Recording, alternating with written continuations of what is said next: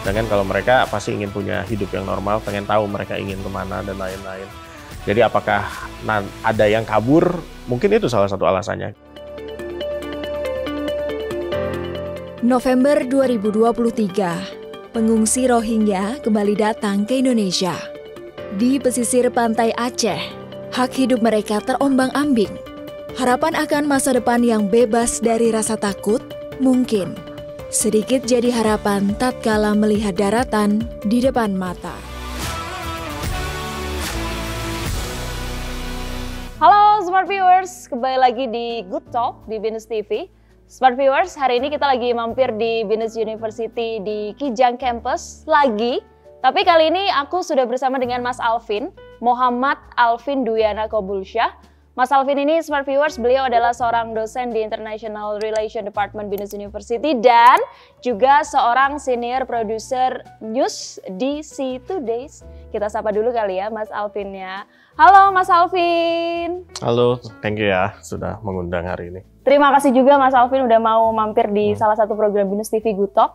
Nah, Smart Viewers, di episode kali ini aku dan Mas Alvin akan membahas tentang perkembangan pengungsi Rohingya yang kita tahu akhir-akhir ini di bulan November 2023 ini datang di beberapa gelombang begitu ya pengungsi Rohingya di pesisir pantai Aceh Utara. Nah, Mas Alvin, sebelum kita berdiskusi lebih panjang lagi, boleh nggak diceritakan dulu ke Smart Viewers sejarah berkembangnya pengungsi Rohingya ini gimana sih Mas Alvin? Sebenarnya kalau isu Rohingya spesifik di Indonesia itu memang awalnya kita tahu pecahnya lagi luar biasa itu 2012 di Myanmarnya sendiri. Lalu di Indonesianya sendiri akhirnya merasakan langsung apa yang terjadi di internal Myanmar itu 2015. Waktu itu unprecedented, kita nggak pernah duga kita mengalami lagi. Akhirnya ada orang-orang kapal pengungsi dan juga stateless karena tidak punya kewarganegaraan datangnya di pesisir pantai Aceh waktu itu. Itu tahun 2015 Mei kalau saya tidak keliru. Itu sebenarnya mengulang apa yang pernah kita alami dulu gitu. Tahun 70-an saat itu pasca perang Vietnam, ada pengungsi dari Vietnam dan akhirnya kita berbesar hati atas dasar hak asasi manusia tentu saja dan juga solidaritas di region, kita menyediakan satu pulau spesifik di Pulau Galang untuk pengungsi dari Vietnam saat itu. Sebelum saudara-saudara kita saat itu akhirnya menemukan solusi selanjutnya. Apakah pindah ke negara ketiga, ada yang ke Amerika Serikat, ke Australia dan lain-lain, atau mungkin ada juga yang kembali ke sana setelah situasi di Vietnamnya kondusif. Lalu kembali pada apa yang terjadi di Rohingya. Ini sebenarnya bukan satu kejadian yang datang begitu saja. Sejarahnya panjang, memang Rohingya sendiri. Myanmar sebenarnya sama seperti Indonesia. Negaranya multi etnis, tidak homogen, heterogen. Jumlah etniknya memang tidak sebanyak di Indonesia, tapi setiap etnik punya kekhasannya masing-masing. Karena Myanmar sendiri terbentuk dari ada satu etnik mayoritas, etnik Burmanya sendiri, yang dulu jadi nama negaranya juga sebelum berganti ke Myanmar. Tapi di luar itu juga ada etnik-etnik minoritas, utamanya yang tinggal-tinggal di perbatasan. Karena Myanmar cukup banyak berbatasan dengan negara lain di wilayahnya. Rohingya sendiri, ini tentu masih dalam perdebatan bagaimana pada akhirnya etnik minoritas Rohingya sendiri pada akhirnya masuk ke dalam wilayah geografisnya Myanmar. Iya, lokasinya memang di sebelah barat Myanmar, berbatasan langsung dengan Bangladesh. Tapi secara sejarah ada yang menyebutkan bahwa etnik Rohingya sendiri itu tidak hadir langsung dari suku bangsa Bengal yang memang dominan di Bangladesh. Ada yang menyebutkan bahwa pada akhirnya Rohingya adalah etnik tersendiri, campuran dari berbagai etnik yang datang dari abad 15, pedagang dari Arab, dari Persia, dari manapun yang akhirnya tinggal di sana untuk berdagang. Saat itu belum ada entitas yang namanya Myanmar, Bangladesh, India atau apapun. Saat itu masih basisnya adalah kerajaan ataupun terikat pada satu suku adat sendiri yang memang punya wilayah sendiri, vassal state dan lain-lain. Lalu di saat itu juga kalau saya baca dari literatur histori yang ada di Myanmar, Rohingya saat itu juga masuk dalam satu wilayah sebuah kerajaan kecil. Memang bukan kerajaan yang dominan di Myanmar saat itu, tapi ada di perbatasan di lokasinya di Rakhine State-nya yang ada di saat ini, dan hidupnya berdampingan. Situasinya berubah memang kalau dari kajian historis adalah saat Inggris datang, lalu memasukkan Myanmar pada wilayah koloninya, berbatasan dengan India. Bangladesh saat itu masih bagian dari India. Lalu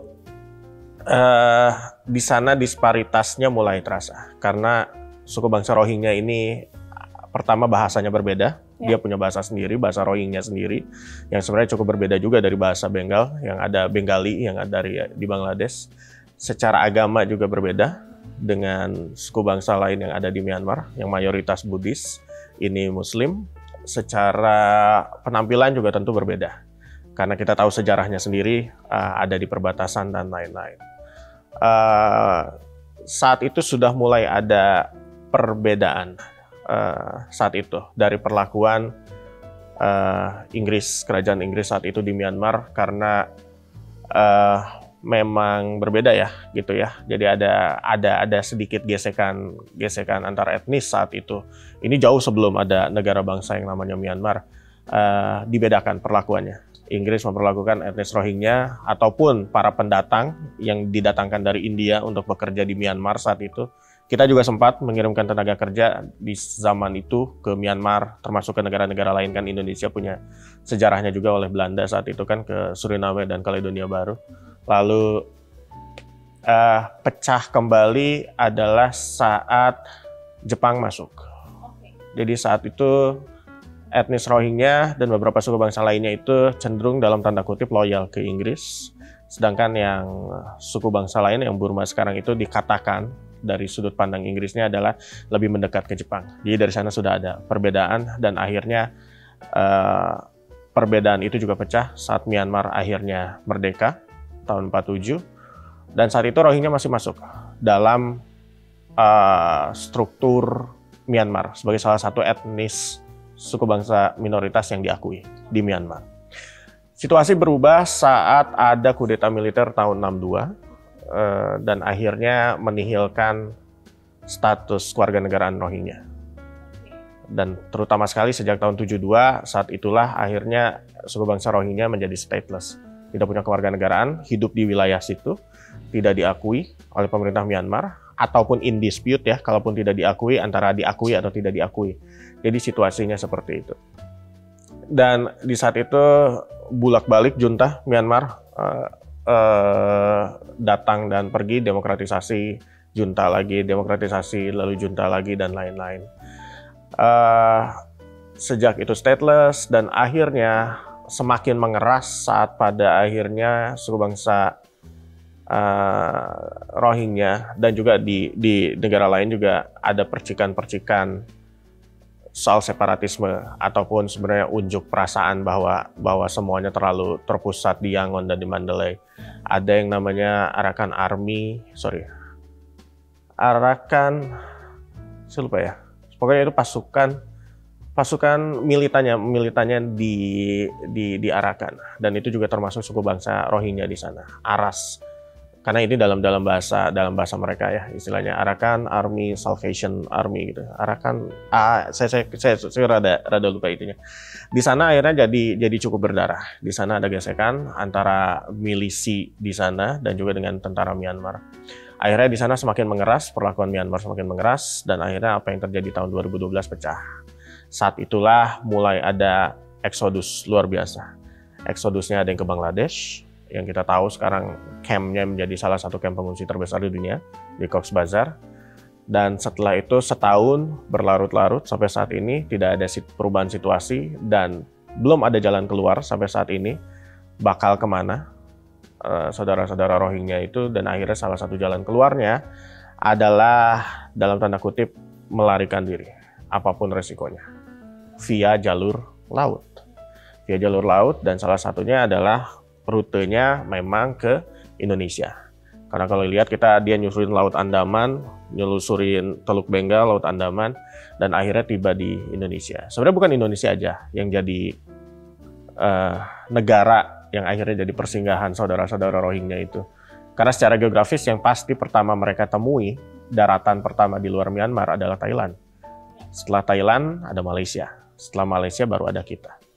Tapi saya lupa, honestly saya lupa persis dulu seperti apa ya, karena ini juga jadi perbincangan 3 negara ini, Thailand, Malaysia, dan Indonesia. Akhirnya tahun 2015 lah, saudara-saudara ini sampai di Aceh dan mereka diterima oleh warga setempat saat itu. Itu tahun 2015 dengan tangan terbuka, dengan situasi Indonesia itu belum meratifikasi sampai hari ini konvensi pengungsi tahun 52 PBB dan juga protokolnya tahun 67. Alasannya kenapa? Memang konsekuensinya panjang. Kita tidak bisa serta-merta meratifikasi menjadikan konvensi PBB itu untuk jadi undang-undang nasional karena konsekuensinya itu kan berat ya untuk kita ya. Kita harus menanggung hidup dengan amat baik sesuai peraturan yang ada di situ bagi semua pengungsi yang statusnya sudah diakui sebagai pengungsi dari tadinya pencari suaka, dan saat itu negara kita belum sanggup saat itu. Mungkin saat ini sudah sanggup, tapi konsekuensinya bukan hanya masalah dana tentunya, tapi kita bisa ngobrol lebih panjang soal ini. Oke, tadi kan soal sejarah ya Mas, dan yang kita tahu perkembangan mengenai pengungsi Rohingya itu kan jadi perhatian masyarakat internasional juga gitu. Nah kalau kita ngomongin soal aturan hukum nasional dan kalau di Indonesia ya, internasional dan nasional di Indonesia sendiri tentang pengungsi gimana Mas? Ya tadi saya bilang kita belum meratifikasi soal konvensi pengungsi itu dan juga protokol yang menyertai sampai hari ini. Tapi tadi saya udah bilang juga soal tanpa aturan itu pun atas dasar kemanusiaan kita bahkan pernah menerima mereka. Vietnam tadi tahun 70. Dan itu juga kali pertama akhirnya Badan PBB yang mengurus soal migrasi dan pengungsi, UNHCR dan juga IOM juga masuk ke Indonesia akhirnya pada saat itu dan masih beroperasi sampai hari ini. Baru pekan lalu kita punya acara dengan IOM termasuk soal pengungsi ini. Sebelum Rohingya kan kita juga punya pengungsi dari Afghanistan, juga dari Somalia gitu. Dan kita dengan dukungan organisasi-organisasi internasional inilah akhirnya mereka ada yang dalam tanda kutip mengurusnya. Bukan dalam tanda kutip ya, benar-benar mengurusnya gitu ya, karena kapabilitas kita masih terbatas, regulasi, pendanaan, dan lain-lain. Kalau aturannya, yang terbaru adalah Peraturan Presiden tahun 2000, nomor 125 tahun 2016. Itu mengatur bagaimana kita menerima pengungsi dari luar negeri. Padahal itu belum ada undang-undangnya. Ya terkait itu. Itu merujuknya peraturan itu adalah pada undang-undang, saya lupa nomor berapa tahun 2000. Saya lupa ya tahun berapa, tapi itu untuk tentang hubungan luar negeri. Jadi itu adalah aturan yang lebih rinci. Cukup teknis, sangat teknis sebenarnya. Bagaimana kita harus mengurus kalau kita tiba-tiba kita kedatangan pengungsi dari luar negeri. Jadi sejauh ini instrumen hukum yang kita miliki adalah itu sejauh ini ya. Itu tahun 2016. Dan sebenarnya itu menyikapi salah satu titik awalnya adalah kedatangan gelombang awal pengungsi dari Rohingya ke Aceh tahun 2015. Tahun 2016 akhirnya kita punya peraturan presidennya. Oke. Nah Mas, ini kan tadi soal aturan hukumnya. Nah yang baru-baru ini di bulan November ini kan kembali datang ya serombongan pengungsi Rohingya gitu. Tapi yang jadi rame ini di media khususnya karena warga Aceh sendiri, masyarakat lokalnya menolak untuk mereka singgah di Aceh. Mungkin karena banyak beberapa alasan, salah satunya mungkin karena yang sebelumnya ketika sudah tinggal banyak perlakuan-perlakuan yang kurang mengenakan mungkin ya dari pengungsi Rohingya sendiri. Contohnya kabur dan lain sebagainya. Nah ini menurut Mas Alvin melihat kondisi tersebut gimana Mas? Ya sebenarnya waktu awal kita menerima, kita dalam hal ini adalah masyarakat lokal Aceh yang langsung ada menerima di pantai barat saat itu atas dasar kemanusiaannya, lagi-lagi ya, itu para nelayan dengan modal sendiri dan juga panglima laut, pemimpin lokal setempat saat itu menerima mereka gitu ya. Apakah aspek kesamaan agama juga ada di sana? Mungkin iya, mungkin tidak gitu, karena sama-sama kebetulan Muslim. Tapi kan kita terbukti ya, dulu kita menerima Vietnam atas dasar kemanusiaan, toh kita menerima mereka. Lalu tantangannya untuk setiap migrasi, apalagi pengungsi, adalah masalah kita mencari solusinya ini kan berjenjang ya. Jangka pendek, jangka menengah, jangka panjang. Jangka pendek tentu ya harus kita selamatkan gitu, meskipun kita belum punya aturan dan ini masalah nyawa gitu, dan kita kan meratifikasi deklarasi PBB soal HAM gitu, Universal Human Rights kita itu, dan hak untuk hidup gitu ya, untuk lepas dari rasa takut kan ada di situ ya, jadi kita menerima mereka. Tapi dan setelah itu akhirnya kan ada aturan, misalnya kita harus memberikan mereka kebutuhan dasar, makan, minum, pakaian, akses ke tempat ibadah, itu termasuk di hak-haknya mereka, hak-hak mereka ya kalau kita sudah meratifikasi si konvensi pengungsi meskipun kita belum. Tapi jangka menengahnya apa? Pertama dari dua sisi. Dari sisi pengungsi, mereka juga cemas akan masa depan. Mereka mau kemana habis ini? Ya kan? Apalagi untuk beberapa kasus memang seperti dari negara-negara Timur Tengah saat ada pecah perang di sana, mereka sudah punya tujuan ke negara-negara lain dan bukan Indonesia. Indonesia cuma jadi negara transit. Kalau kita lihat jalurnya, kita tahu mereka mau kemana kan? Mereka mau ke selatan. Dalam hal ini Australia. Tapi Australia juga kan kini sudah memiliki lebih banyak aturan untuk menerima pengungsi. Mereka juga punya wilayah detensi imigrasi yang luar biasa besar di Papua Nugini. Di Indonesia sendiri kan kita karena belum meratifikasi konvensi itu, pada akhirnya pengungsi ini seharusnya memang tidak ditampung di satu tempat yang namanya rumah detensi imigrasi. Rumah detensi imigrasi itu dimiliki jawatan imigrasi, dan itu untuk mengurus warga negara asing yang memang punya masalah imigrasi di Indonesia. Misalnya melanggar izin tinggal dan lain-lain. Kan itu cukup, kasusnya kan masalah pidana ya kalau udah pelanggaran imigrasi gitu ya. Tapi kan kalau pengungsi kan tidak ya. Mereka adalah orang yang harus dilindungi sebenarnya. Jadi mereka ditampung dulu di rumah detensi imigrasi di Rudenim, kita menyebut singkatannya. Tapi masalahnya mau berapa lama ada di Rudenim. Dan Rudenim itu kan rumah detensi ya, kayak rumah tahanan. Jadinya pergerakan terbatas gitu. Dan pengungsi ini kan pada akhirnya kalau sudah lewat 1 tahun, 2 tahun juga mereka, ya siapalah yang betah kan. Apalagi kita tidak dalam posisi kita terhukum gitu. Kita bukan tervonis satu atas kesalahan yang memang kita tahu ini konsekuensi saya kelakuan ini. Sedangkan kalau mereka pasti ingin punya hidup yang normal, pengen tahu mereka ingin kemana dan lain-lain. Jadi apakah ada yang kabur? Mungkin itu salah satu alasannya gitu kan. Mereka juga butuh apa dan lain-lain. Lalu hebatnya Indonesia adalah kini juga Indonesia sudah mengizinkan anak-anak pengungsi untuk menerima pendidikan. Termasuk di sekolah-sekolah negeri. Itu harus diterima. Tentu dengan asistensi dan operasionalisasi termasuk dari pemerintah daerah dan juga dari organisasi internasional. Dalam hal ini UNHCR dan juga IOM gitu. Kalau selain itu juga kan ada kemungkinan gesekan-gesekan, saya tidak suka menyebutnya gesekan ya sebenarnya. Ada kesalahpahaman misalnya. Pertama tentu kendala bahasa. Ya, kalau kita tidak bisa mengekspektasikan pengungsi bisa bahasa lokal di sana ya. Bahasa Indonesia atau bahasa lokal bahkan. Dalam konteks Aceh ya mereka bisa bahasa Aceh gitu. Karena itu kesalahpahaman sangat mudah untuk terjadi. Kedua, ada juga kemungkinan perbedaan cara hidup tentu.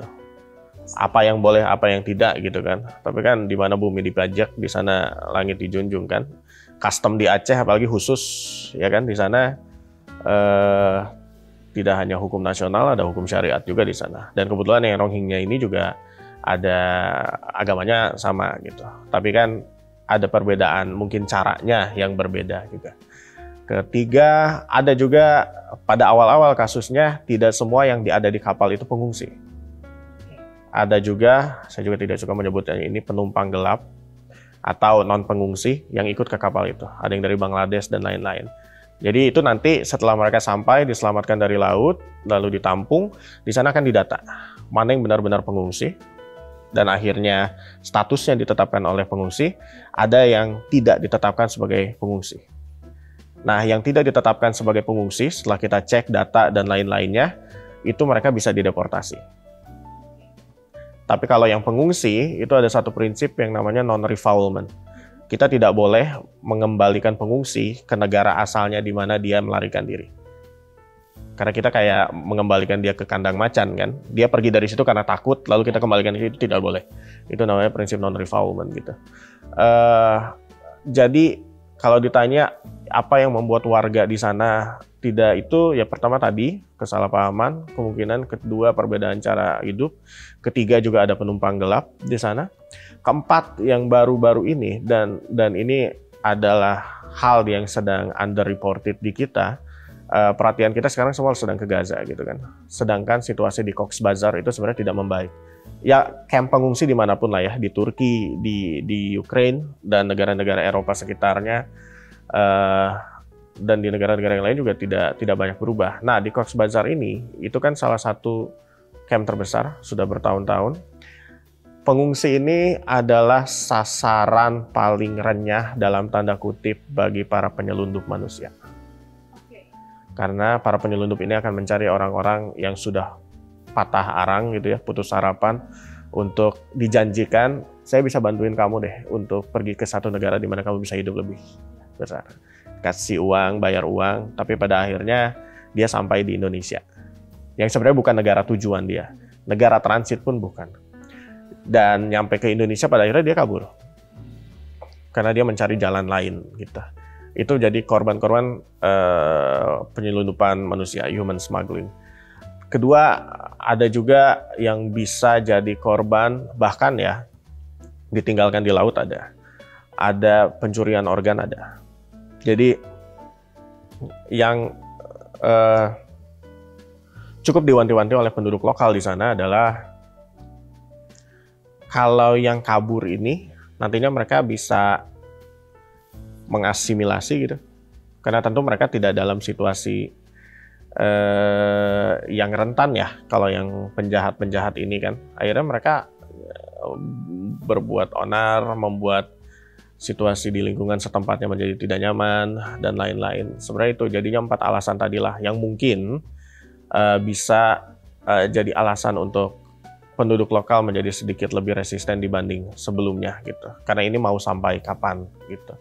Dan kalaupun nanti pilihannya jadi asimilasi atau bahkan naturalisasi bagi pengungsi, itu jalannya masih sangat panjang gitu. Dan yang selanjutnya juga ada proses yang namanya pemindahan ke negara ketiga. Jadi dari Indonesia diarahkan ke mana gitu. Kalau ada negara-negara yang memang mau menampung dari Rohingya ini. Tapi sejauh ini memang belum ada. Kalau dulu Vietnam pada akhirnya negara penampungnya, bukan negara penampung, negara pemindahan negara ketiganya kan banyak yang ke Amerika Serikat, banyak yang ke Australia. Pada akhirnya kan jadi kantung-kantung imigran pada awalnya di sana kan, dan diterima dengan baik. Karena itu juga jadi ada bagi negara-negara maju yang sudah menasbihkan dirinya negara maju mampu. Ada 2 sebenarnya, salah satunya yang kerap mereka citrakan untuk itu. Yang pertama adalah mereka jadi negara donor, memberikan bantuan, dana, bantuan teknis dan lain-lain ya untuk negara-negara yang belum maju. Kedua, yang lebih ini biasanya mereka siap sedia untuk menerima para pengungsi. Itu menjadi salah satu citra yang sangat baik dalam tanda kutip bahwa negara kita udah maju. Kita sanggup untuk nampung pengungsi gitu ya. Meskipun sebenarnya tantangannya banyak gitu. Karena saya kemarin di Korea, di sana juga ada resistensi dari penduduk lokal untuk menerima pengungsi. Karena sekolahnya mungkin harus beda, masalah bahasa, cara makan, agama, dan lain-lain gitu. Jadi sebenarnya ada di sana tantangannya. Mungkin yang harus smart viewers dan pemirsa yang nonton juga, yang mungkin harus dalam tanda kutip buru-buru dipahami bersama adalah bahwa setiap manusia ini jangan sampai hak hidupnya terlanggar ya Mas, dan dilanggar oleh siapapun. Ya. Gitu. Termasuk hak untuk bebas dari rasa takut. Tadi Mas juga sebutin hak untuk memperoleh akses pendidikan yang layak, begitu. Jadi mungkin suasana ketegangan di Aceh ini di masyarakat sana bisa sedikit jauh teredam gitu. Ya. Konteks Aceh sendiri sebenarnya kalau apa yang bisa kita lakukan, ini adalah masalah pengungsi ini harusnya tanggung jawab siapa. Oke. Ada beberapa stakeholder tentu di peraturan presiden yang 125 2016 itu udah diatur ya. Siapa bertanggung jawab apa, penyelamatan, siapa tanggung jawab, yang mengurus pengungsi siapa, dan lain-lain. Pemerintah Aceh jelas butuh dukungan dalam hal ini. dukungan pemerintah pusat. Kalau ditanya ya apa yang bisa kita lakukan gitu, mereka butuh dukungan dana, butuh dukungan kewenangan juga apa yang harus dilakukan. Organisasi internasional juga sama, apa yang harus mereka lakukan gitu kan, sumber pendanaan dan lain-lain. Lalu bagi masyarakat sendiri secara luas, secara umum, para pengungsi ini adalah saudara-saudara yang harus kita dekati dengan jalan empati. Karena apa yang mereka alami adalah sesuatu yang tidak terperikan lah. Terperikan dalam arti tidak terbayangkan oleh kita gitu. Kalau kita mengalami misalnya di Indonesia situasi yang sama, dan kita pernah mengalaminya dulu, tahun 65, tahun 98, ada orang-orang yang akhirnya harus melarikan diri ke luar negeri karena dia mengalami rasa takut di negaranya sendiri. Hal-hal itulah mungkin yang bisa membantu kita, tidak dalam konteks mengasihani atau mengibah gitu, tapi setidaknya kita berikan jalan keluar sementara gitu. Karena lagi-lagi dulu kita berhasil untuk konteks Vietnam. Saat yang lain mungkin enggan, kita dengan kemampuan ekonomi kita saat itu, tahun 70-an, kita masih berjuang saat itu, belum ada oil boom, kita masih sanggup menyediakan satu pulau khusus untuk saudara-saudara pengungsi. Dan pada akhirnya mereka pergi juga akhirnya untuk ke tempat yang lebih baik gitu. Dan seumur hidup mereka berterima kasih sama Indonesia. Ya, oke. Tadi kan Mas Alvin juga sempat bilang kalau misalnya pemerintah daerah di Aceh butuh dukungan ya. Nah, kalau dari pemerintah pusatnya sendiri, mungkin menurut Mas Alvin bisa melakukan langkah komprehensif yang seperti apa sih, Mas?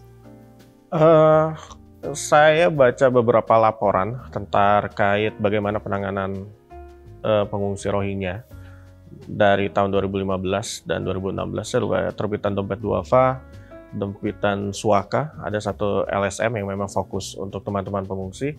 Satu lagi ada lagi dari LSM lokal di Aceh gitu. Laporannya dan rekomendasinya salah satunya tentu dukungan lebih besar untuk pemerintah di Aceh untuk pendanaan, lalu juga kewenangan dan lain-lain. Juga untuk organisasi internasional, tentu saja mereka butuh dukungan. Ketiga juga bisa dari peraturan presiden itu perlu ada turunan aturan teknis yang lebih detail. Itu yang dibutuhkan, karena tentu saja pemerintah daerah juga, saya bilang tadi kan butuh kewenangan dana, tapi butuh dukungan dana, tapi juga dukungan kewenangan. Karena mereka juga tidak bisa melintasi batas-batas itu. Gitu. Dan secara teknis mengurus pengungsi itu tidak bisa sembarangan. Dan di kita sendiri yang berpengalaman untuk ngurus pengungsi juga tentu terbatas ya. Itu kenapa kita masih butuh bantuan dari organisasi internasional kan, yang secara profesional ya. Ini kan sama dengan kita misalnya kita menangani korban bencana. Itu kan nggak bisa sembarangan ya. Secara psikologis harus kita pertimbangkan, secara teknis juga kita harus tahu gitu sebenarnya apa yang paling dibutuhkan gitu kan. Secara medis juga tidak semua orang bisa melakukan triasenya kan, mana yang harus ditolong lebih dulu, mana yang tidak gitu. Itu juga sama dengan pengurusan migrasi, apalagi ini cukup komprehensif kalau masalah migrasi kan, karena kita harus menyiapkan juga ini bakal berapa lama ditampung di negaranya. Oke, semoga bisa terrealisasikan Mas, walaupun mungkin pelan-pelan, tapi seperti Mas Alvin bilang butuh waktu yang lama ya, sepertinya untuk menyelesaikan problem ini. Karena pada akhirnya solusinya untuk masalah pengungsi adalah selalu ada di negara asalnya.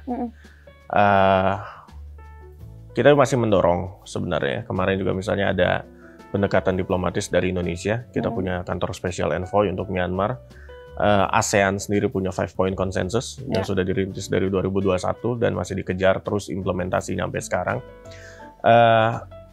Kalau mau berharap atau berdoa, cuman saya tidak suka berdoa ya dalam konteks ini. Ya kita harus berdoa tentu ya. Tapi secara teknis pemerintah Myanmar ini mau kemana? Pertama dia masih punya Rohingya jadi bukan yang utama buat mereka sekarang. Karena sekarang juga secara internal juga kan tensi politiknya masih tinggi ya. Entah sampai kapan gitu militer Myanmar masih akan tetap memegang tampuk pemerintahan yang ada di sana gitu. Lalu wilayah Rakhine sendiri nanti akan seperti apa gitu dilakukan oleh pemerintah Myanmar, diperlakukannya akan seperti apa. Kalau etnis Rohingya saya yakin sih untuk siapapun bukan internally, ya pertama mereka internally displaced dan sekarang udah internationally displaced person, jadi refugee, cita-cita mereka pasti sama sih, pengen pulang ke kampung halaman kan, karena tanah airnya mereka di sana gitu. Sampai kapanpun gitu ya mimpi mereka, dan saya pikir mimpi semua suku bangsa gitu ya, yang memang hidupnya, culture-nya, custom hidupnya itu terikat pada tanah dan tanah air, mereka tuh pasti pengen pulang ke rumah. Dan buat orang Rohingya memang pulangnya ya ke Rakhine, ke kampungnya mereka yang di sana gitu. Cuman pertanyaannya apakah mereka mungkin? Ya saya koreksi ya kita harus berdoa sih ya gitu. Apakah itu mungkin atau enggak gitu ya. Dalam hal ini kan pada akhirnya dari semua kisah humanis ini kan yang harus disyukuri Indonesia adalah betapa pentingnya Bhinneka Tunggal Ika kan ya, gitu. Kita sudah terbiasa berbeda. Setiap orang punya rumahnya, setiap orang punya tanah airnya. Di dalam tanah air yang namanya Indonesia gitu, kita semua punya tanah airnya. Saya orang Bandung, tanah air saya juga ada di Bandung gitu. Jadi sampai kapanpun saya cuma pengen pulang ke Bandung. Saya tua pengen di Bandung, pengen meninggal di Bandung, dikubur di Bandung gitu cita-citanya ya. Semua orang di sana. Saya nanya teman-teman diaspora di luar negeri juga tidak banyak kok mereka yang ingin selesai hidupnya di sana, dikubur di sana, nggak ada yang bisa menengok di sana gitu ya. Sedih kan ya di sana ya. Kecuali mungkin yang di tanah suci tentu. Tapi tentu itu sih yang diinginkan gitu ya. Kalaupun tidak bisa ke tidak bisa ke Rakhine pulang orang Rohingya, saya juga masih mempertanyakan apakah akan ada negara ketiga yang mau menerima mereka untuk jadi bagian dari mereka.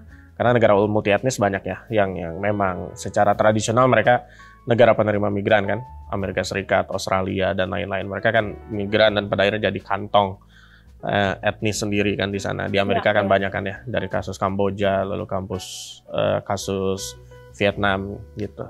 Atau yang paling liar adalah kalau kita sudah meratifikasi Konvensi Pengungsi dan protokolnya 67. Mereka juga mungkin Indonesia jadi negara tujuannya. Pertanyaannya lagi, tantangannya, catatannya buat semua masyarakat kita, apakah kita siap menerima suku bangsa yang baru masuk ke Indonesia? Mungkin itu. Mungkin yang bisa kita lakukan sekarang ya berdoa dan berharap semoga hal-hal baik itu akan terus berlanjut ya Mas ya. Ya. Dan terima kasih Mas Alvin sudah mau sharing untuk Smart Viewers dan di Gutok Binus TV. Dan untuk Smart Viewers juga semoga bisa tercerahkan dengan jawaban-jawaban dari Mas Alvin. Komen juga boleh untuk gimana pandangan kalian seputar isu pengungsi Rohingya. Bertanya soal kelanjutan, kalau mau tahu lebih dalam boleh. Nanti kita main lagi ke Kijang Mas Alvin. Silakan. Ya, dengan Mas Alvin lagi.